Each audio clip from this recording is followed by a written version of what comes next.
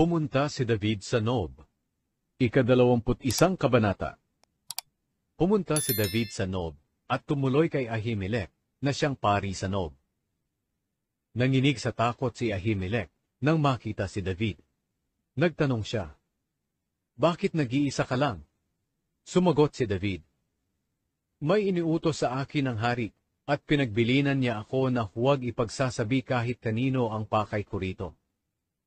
Ang mga tauhan ko na may sinabihan ko na magkita-kita na lang kami sa isang lugar. May pagkain ka ba rito?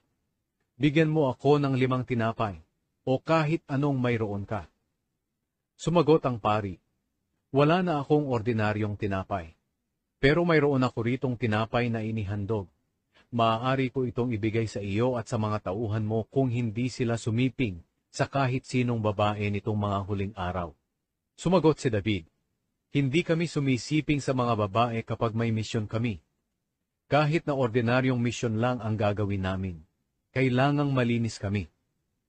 Ano pa kaya ngayon na mahalaga ang misyong ito?" At dahil nga walang ordinaryong tinapay, ibinigay sa kanya ng pari ang tinapay na inihandog sa presensya ng Diyos. Ito'y kinuha mula sa banal na mesa at pinalitan ng bagong tinapay ng araw ding iyon. Nang araw na iyon, naroon ang alipin ni Saul na si Doeg na taga-Edom. Siya ang punong tagapangalaga ng mga hayop ni Saul. Naroon siya dahil may tinutupad siyang panata sa Panginoon. Tinanong ni David si Ahimelech, "Mayroon ka bang espada o sibat dito?" "Hindi ako nakapagdala ng aking espada o kahit anumang armas dahil madalian ang utos ng hari." Sumagot ang pari, "Narito ang espada ng Pilisteyong si Gulayat na pinatay mo sa lambak ng Ela. Nakabalot ito sa tela at nasa likod ng espesyal na damit ng mga pari. Kunin mo kung gusto mo. Wala nang iba pang espada rito kundi iyon lang." Sinabi ni David, "Ibigay mo iyon sa akin. Wala nang ibang kapareho iyon."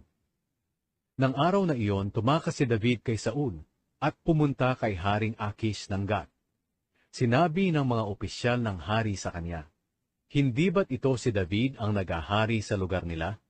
Hindi ba't siya ang pinararangalan ng mga kababaihan habang sumasayaw sila at umaawit ng, 'Libo-libo ang napatay ni Saul, tig sa 10,000 naman ang kay David'?"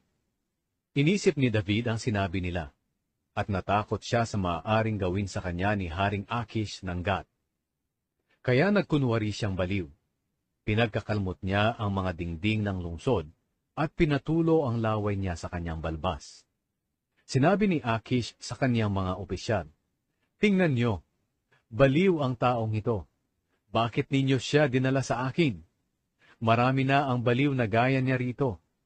Bakit niyo pa dinala sa pamamahay ko ang taong iyan para umasal ng ganyan sa aking harapan?"